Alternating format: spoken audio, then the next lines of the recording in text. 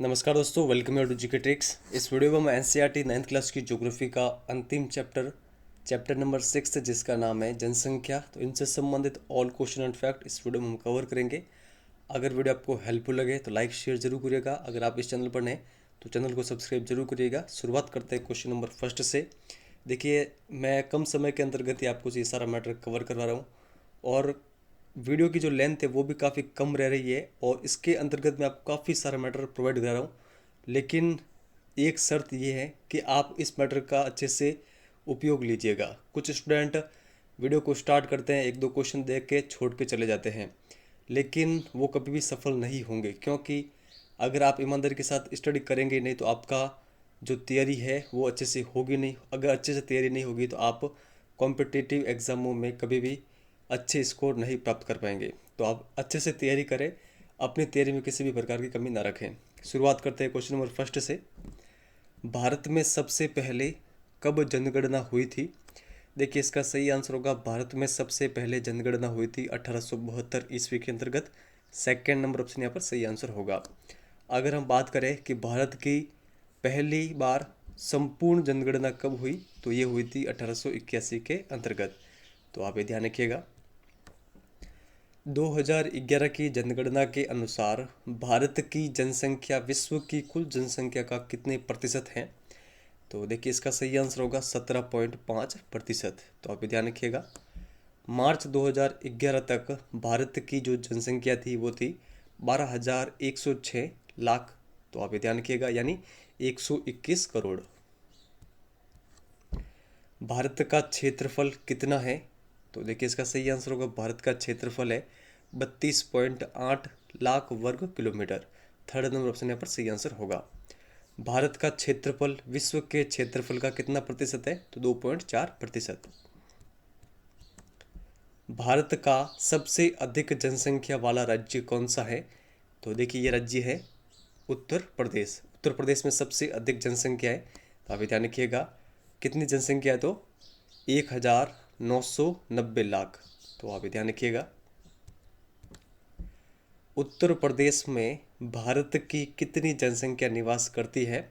तो देखिए, समझिए कि भारत की जो टोटल 100% जनसंख्या है उसमें से 16% जो जनसंख्या है वो कहाँ पर निवास करती है? उत्तर प्रदेश के अंतर्गत। थर्ड नंबर ऑप्शन यहाँ पर सही आंसर होगा। तो आप ये ध्यान रखिएगा। भारत का सबसे कम जनसंख्या वाला राज्य कौन सा है? तो देखिए, इस राज्य का नाम है सिक्किम। सिक्किम की जनसंख्या कितनी है? 6 लाख। और ये जो आंकड़े 2011 की जनगणना के अनुसार है। भारत का क्षेत्रफल की दृष्टि से सबसे बड़ा राज्य कौन सा है? तो ये राज्य है राजस्थान। फोर्थ नंबर ऑप्शन यहाँ पर सही आंसर होगा। राजस्थान की जो आबादी है वो देश की कुल आबादी का 5.5% है। कहीं कहीं पर 5.6% भी दे रखा है, तो थोड़ा सा आप ध्यान रखिएगा। भारत की लगभग जो आधी आबादी है वो केवल 5 राज्यों में रहती है। 5 राज्य कौन कौन से हैं? उत्तर प्रदेश, महाराष्ट्र, बिहार, पश्चिम बंगाल और आंध्र प्रदेश। तो ये फैक्ट आप ध्यान रखिएगा। किन दो देशों का जनसंख्या घनत्व भारत से अधिक है? तो देखिए, ये दो देश कौन से हैं? ये देश है बांग्लादेश और जापान। इन दोनों देशों का जो जनसंख्या घनत्व है वो भारत से अधिक है। तो आप ये ध्यान रखिएगा। जनसंख्या घनत्व क्या होता है? प्रति इकाई क्षेत्रफल में रहने वाले लोगों की संख्या जनसंख्या घनत्व कहलाती है। 2011 की जनगणना के अनुसार भारत का जनसंख्या घनत्व कितना है प्रति व्यक्ति वर्ग किलोमीटर? तो देखिए, करेक्ट आंसर होगा थर्ड नंबर ऑप्शन 382 व्यक्ति प्रति वर्ग किलोमीटर। तो आप ये ध्यान रखिएगा। भारत के किस राज्य का जनसंख्या घनत्व सबसे अधिक है? तो ये कौन सा है? देखिए, सबसे अधिक जनसंख्या घनत्व है बिहार का। तो आप ये ध्यान रखिएगा। फोर्थ नंबर ऑप्शन यहाँ पर सही आंसर होगा। सबसे कम जनसंख्या घनत्व की अगर हम बात करें तो ये है अरुणाचल प्रदेश। अरुणाचल प्रदेश का जनसंख्या घनत्व कितना है? तो ये है 17 व्यक्ति प्रति वर्ग किलोमीटर। और बिहार का कितना है? 1102 व्यक्ति प्रति वर्ग किलोमीटर। 2 जून 2014 को तेलंगाना भारत का कौन सा राज्य बना? देखिए, सही आंसर होगा 29वां राज्य। लेकिन वर्तमान में भारत के अंतर्गत टोटल 28 राज्य ही है। बाद में देखिए 2019 के अंतर्गत जो जम्मू कश्मीर एक राज्य था उसको बाद में केंद्र शासित प्रदेश बना दिया गया था। तो इस कारण वर्तमान में 28 राज्य है भारत के अंतर्गत। जम्मू और कश्मीर राज्य को कब केंद्र शासित प्रदेश बना दिया गया? तो सही आंसर होगा 2019 के अंतर्गत 5 अगस्त 2019 को दो केंद्र शासित प्रदेश बने, जम्मू और कश्मीर और दूसरा लद्दाख। पहले की जनसंख्या, जैसे कि 2001 की जनगणना की जनसंख्या को बाद की जनसंख्या यानी 2011 की जनगणना की जो जनसंख्या है से घटाकर प्राप्त करना क्या कहलाता है? तो पहले की जनसंख्या को बाद की जनसंख्या से घटाकर प्राप्त करना ये कहलाता है निरपेक्ष वृद्धि। सेकंड नंबर ऑप्शन यहाँ पर सही आंसर होगा। 2011 की जनगणना के अनुसार भारत की नगरीय जनसंख्या कितनी है? तो देखिए सही आंसर होगा 31.80%। 2001 से 2011 के मध्य 10 लाख से अधिक जनसंख्या वाले नगरों की संख्या 35 से बढ़कर कितनी हो गई है? तो देखिए इसका सही आंसर होगा 35 से बढ़कर 53 संख्या हो गई है ऐसे नगरों की जिनकी संख्या 10 लाख से अधिक है। तो आप ध्यान रखिएगा। किसी भी राष्ट्र की आबादी को कितने भागों में बांटा जाता है? तो 3 भागों में बांटा जाता है। 3 भाग कौन कौन से? तो देखिए सबसे पहले तो बच्चे, उसके बाद में वयस्क और उसके बाद में वृद्ध। तो जो बच्चे होते हैं इनका जो आयु वर्ग है वो है 15 वर्ष से कम, वयस्कों के लिए जो आयु वर्ग है वो है 15 से 59 वर्ष और वृद्धों के लिए है 59 वर्ष से अधिक। तो भारत में देखिए इस आयु वर्ग के अंतर्गत जो बच्चों वाली आबादी है इसके अंतर्गत कितने प्रतिशत है? 34.4%। वयस्क के अंतर्गत है 58.7% और जो ये वर्ग है इसको कार्यशील वर्ग के नाम से जाना जाता है। वृद्ध इसके अंतर्गत आते हैं 6.9% आबादी। तो अभी ध्यान रखिएगा।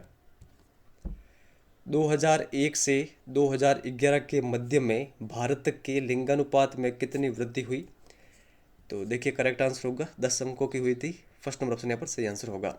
2001 में कितनी लिंगानुपात था भारत का? तो 933 प्रति 1000 पुरुष और 2011 में हो गया था 943 प्रति 1000 पुरुष। तो 10 अंकों की वृद्धि हुई थी। भारत का सर्वाधिक लिंगानुपात वाला राज्य कौन सा है? तो देखिए सही आंसर होगा केरल है। केरल का लिंगानुपात कितना है? 1084 प्रति 1000 पुरुष। तो आप ध्यान रखिएगा। हरियाणा का लिंगानुपात कितना है जो कि सबसे कम है भारत के अंतर्गत? 877। केंद्र शासित प्रदेशों में दिल्ली का लिंगानुपात कितना है?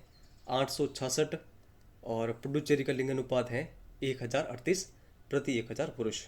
ये सारे फैक्ट बुक के अंतर्गत दे रखे, इनके बारे में आप ध्यान रखिएगा।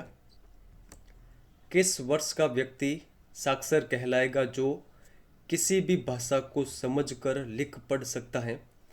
देखिए इसका सही आंसर होगा जो 7 वर्ष या इससे अधिक वर्ष का व्यक्ति है जो कि लिख पढ़ सकता है वो साक्षर की श्रेणी में आता है। तो आप ध्यान रखिएगा। भारत की साक्षरता दर कितनी है? देखिए सही आंसर होगा 73%। पुरुष साक्षरता है भारत की 80.9% और महिला साक्षरता है 64.6%। कृषि, पशुपालन, वृक्षारोपण, मछली पालन के व्यवसाय किस व्यवसाय के अंतर्गत आते हैं? तो देखिए सभी आते हैं प्राथमिक व्यवसाय के अंतर्गत। फर्स्ट नंबर ऑप्शन यहाँ पर सही आंसर होगा। द्वितीयक व्यवसाय के अंतर्गत कौन कौन से व्यवसाय आते हैं? उत्पादन करने वाले उद्योग, भवन और निर्माण कार्य। तृतीयक व्यवसाय में आते हैं परिवहन, संचार, वाणिज्य और प्रशासन सेवाएं। 2011 में भारत की मृत्यु दर कितनी थी? तो सही आंसर होगा 7.2 प्रति 1000। 2012 में भारत में व्यक्ति की औसत आयु कितनी थी? तो सही आंसर होगा 67.9 वर्ष। भारत सरकार द्वारा परिवार नियोजन कार्यक्रम कब शुरू किया गया? देखिए मोस्ट इंपॉर्टेंट क्वेश्चन है। भारत सरकार द्वारा परिवार नियोजन कार्यक्रम ये शुरू किया गया था 1952 के अंतर्गत। राष्ट्रीय जनसंख्या नीति कब लागू हुई? तो ये लागू हुई थी 2000 के अंतर्गत। फर्स्ट नंबर ऑप्शन यहाँ पर सही आंसर होगा। इसके कुछ उद्देश्य या फिर लक्ष्य थे। फर्स्ट यहाँ पर दे रखा है 14 वर्ष से कम आयु के बच्चों के लिए निःशुल्क शिक्षा और दूसरा है शिशु मृत्यु दर को प्रति 1000 जन्म में से 30 से भी कम करना। यानी जो 1000 शिशु जन्म ले रहे हैं उनमें से मरने वालों की संख्या कम से कम होनी चाहिए, लगभग 30 से भी कम होनी चाहिए मरने वालों की संख्या। तो ये लक्ष्य रखा गया है राष्ट्रीय जनसंख्या नीति के अंतर्गत। तो इस चैप्टर के जितने भी फैक्ट बनते थे वो सभी मैंने आपके सामने रखे हैं। आज का हमारा कमेंट वर्क है, भारत का सर्वाधिक लिंगानुपात वाला राज्य कौन सा है। देखिए, कमेंट वर्क तक अधिकतर स्टूडेंट आते हैं लेकिन कमेंट सेक्शन में अपना उत्तर लिखकर नहीं जाते हैं।